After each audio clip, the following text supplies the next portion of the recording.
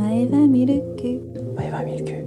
Konnichiwa minasan, Maeva desu. Aujourd'hui, quand je décide de faire une vidéo, nous avons un petit bruit d'accompagnement ultra sympa.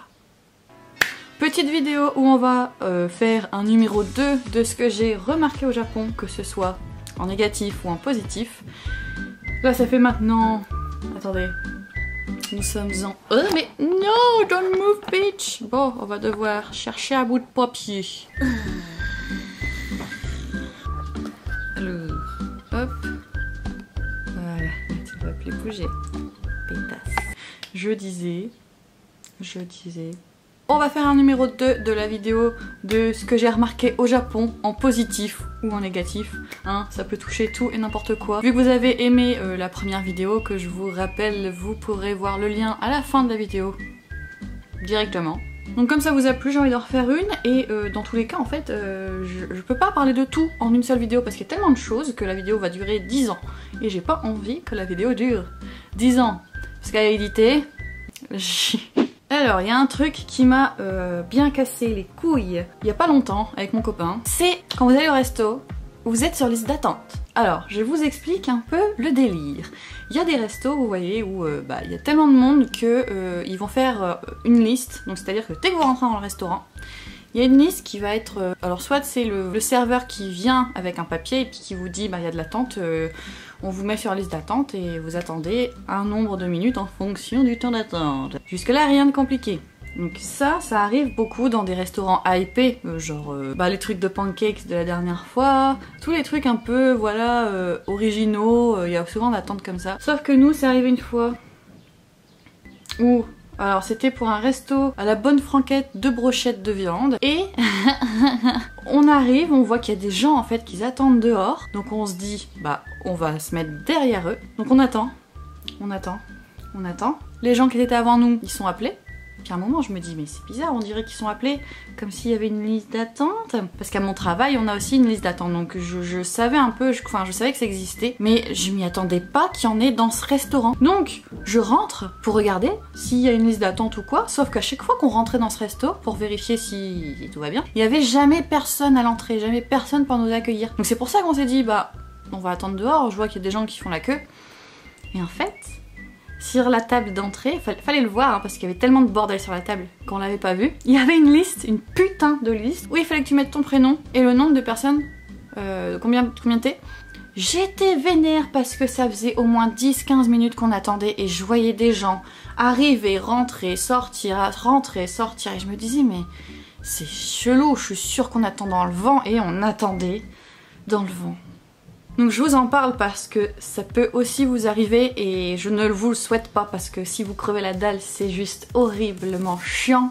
Donc en gros, quand vous voyez qu'il y a des gens qui attendent dehors, vérifiez qu'il n'y ait pas une liste en fait d'attente directement. Parce que premier arrivé, bah premier entré forcément, ce qui est logique.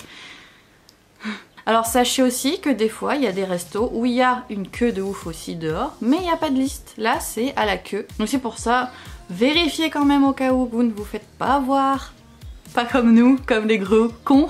Un truc que je trouve à la fois rigolo et à la fois useless, c'est les gâteaux au Japon. Ils adorent, d'ailleurs j'en ai pas là, non, je l'ai fini. Ils adorent emballer des choses. Comment dire ? Tout ce qui est les petits gâteaux, en général, ouais les petits gâteaux. Nous en France, on va ouvrir le paquet, t'ouvres un sachet et tous les gâteaux sont dedans. Logique. Sauf qu'ici au Japon, non. Tu achètes un paquet de plein de gâteaux, tu ouvres le paquet,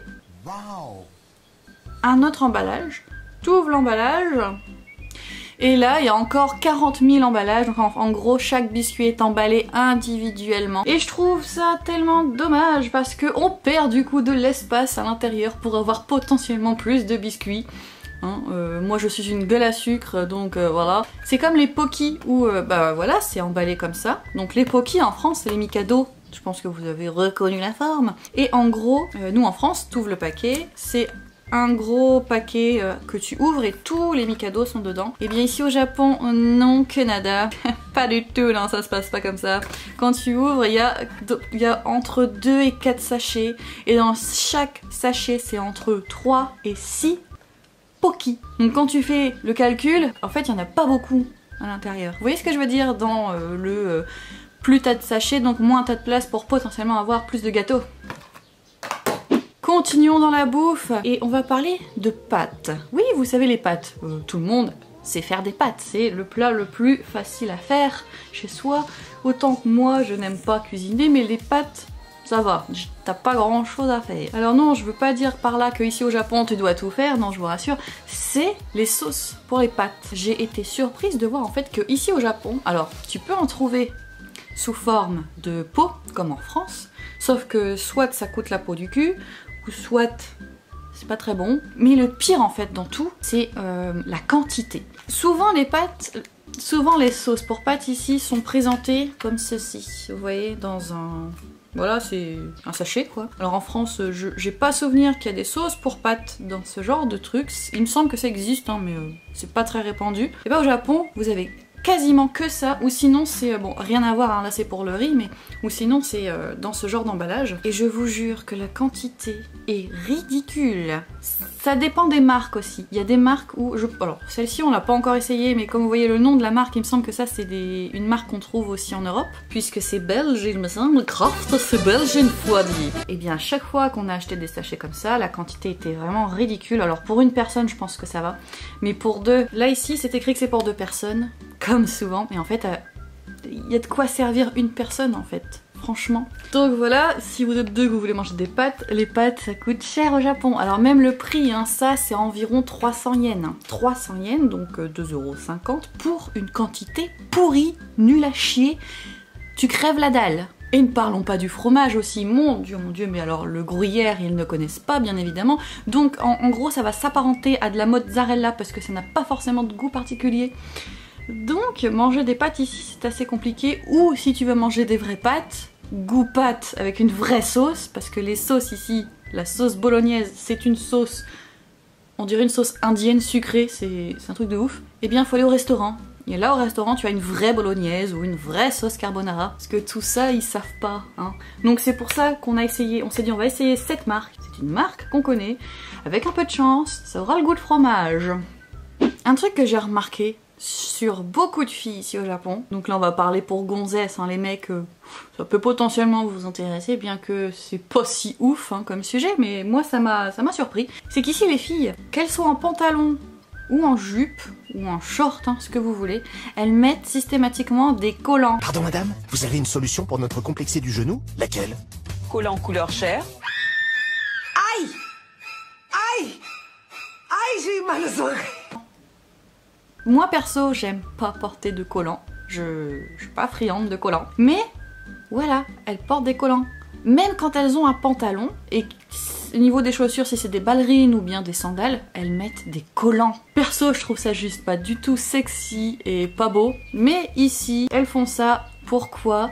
Eh bien parce que, comment dire, avoir l'apparence de jambes bien... Comment dire? Lisse, vous voyez, la peau lisse, la peau uniforme, la peau belle. Ça m'est même arrivé une fois de voir une nana. Alors, je crois pas qu'elle était japonaise.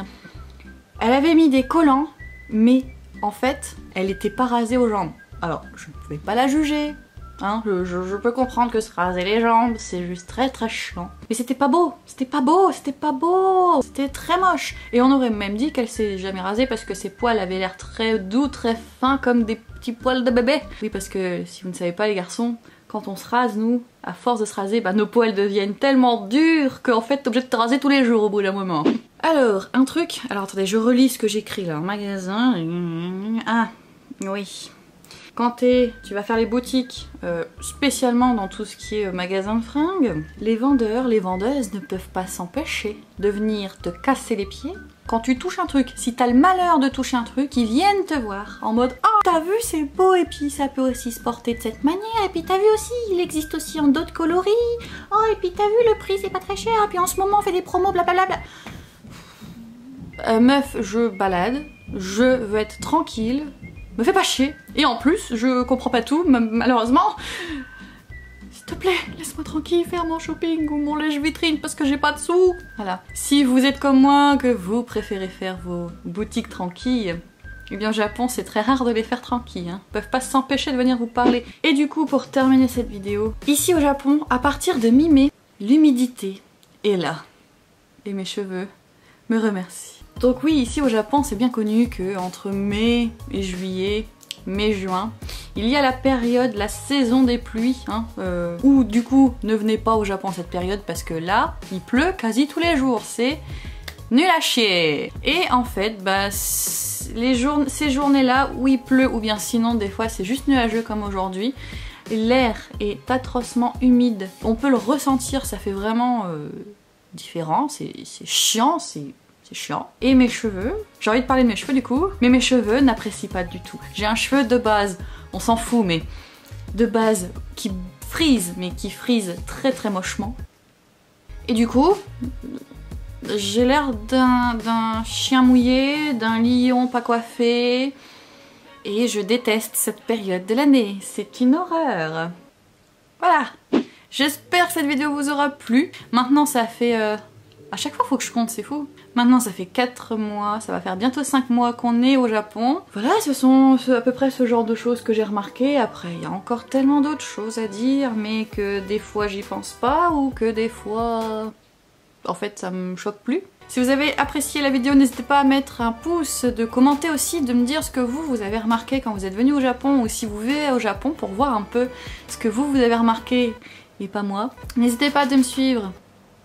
N'hésitez pas à me suivre sur Instagram et sur Twitter, vous avez tous les liens dans la description. Si vous souhaitez me soutenir, encore merci à ceux qui m'envoient des petits dons.